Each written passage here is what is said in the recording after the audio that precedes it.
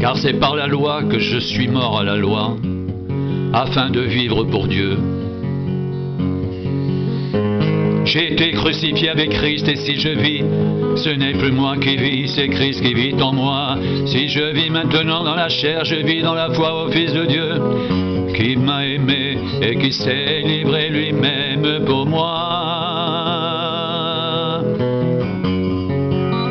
Je ne rejette pas la grâce de Dieu, car si la justice s'obtient par la loi, Christ est donc mort en vain. J'ai été crucifié avec Christ, et si je vis, ce n'est plus moi qui vis, c'est Christ qui vit en moi. Si je vis maintenant dans la chair, je vis dans la foi au Fils de Dieu, qui m'a aimé, qui s'est livré lui-même pour moi. Je ne rejette pas la grâce de Dieu, car si la justice s'obtient par la loi, Christ est donc mort en vain.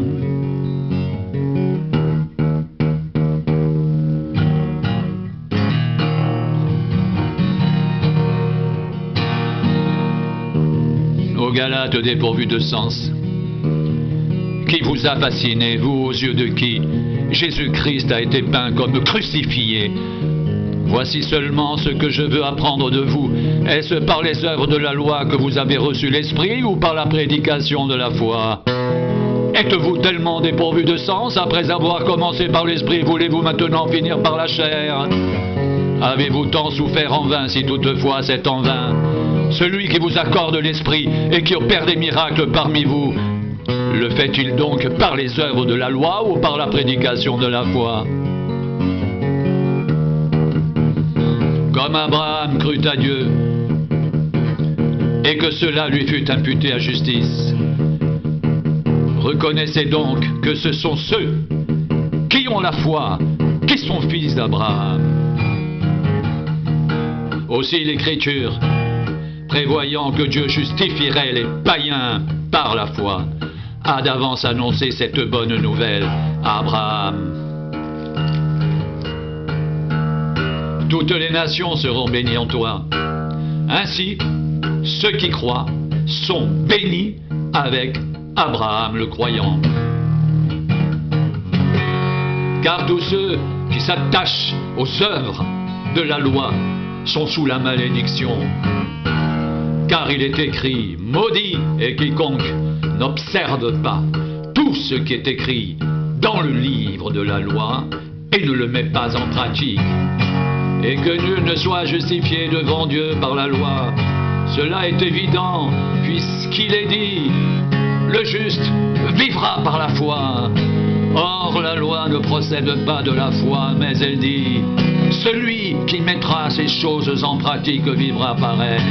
Christ nous a rachetés de la malédiction de la loi, étant devenu malédiction pour nous.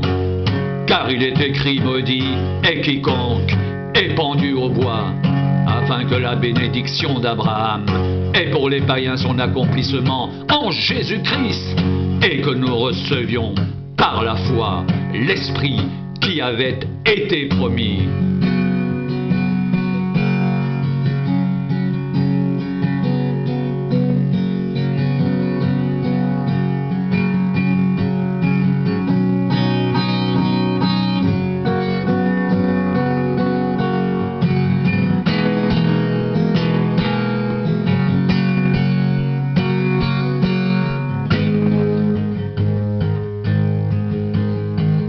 Frère, je parle à la manière des hommes.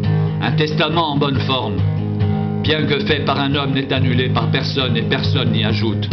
Or, les promesses ont été faites à Abraham et à sa descendance. Il n'est pas dit « et aux descendances » comme s'il s'agissait de plusieurs, mais comme il s'agit d'une seule, et à la descendance, c'est-à-dire à Christ. Voici ce que je veux dire. Un testament que Dieu a confirmé antérieurement ne peut pas être annulé, et ainsi la promesse rendue sans effet par la loi survenue 430 ans plus tard. Car si l'héritage venait de la loi, il ne viendrait plus de la promesse. Or, c'est par la promesse que Dieu a fait à Abraham ce don de sa grâce.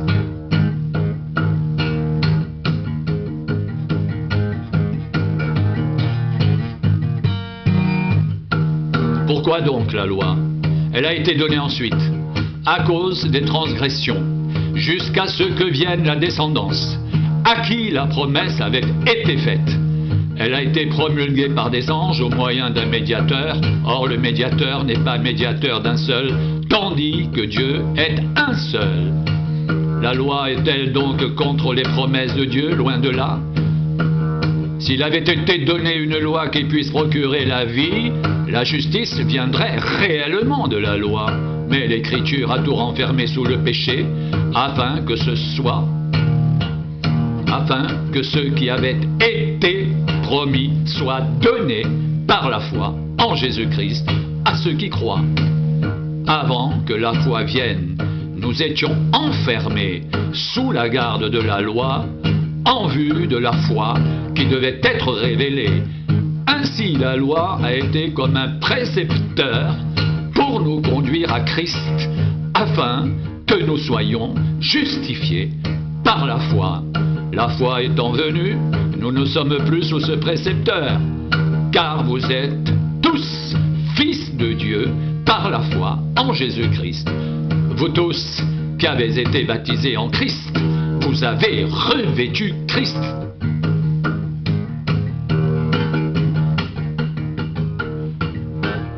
Il n'y a plus ni juif ni grec, il n'y a plus ni esclave ni libre, il n'y a plus ni homme ni femme, car vous êtes un en Jésus-Christ.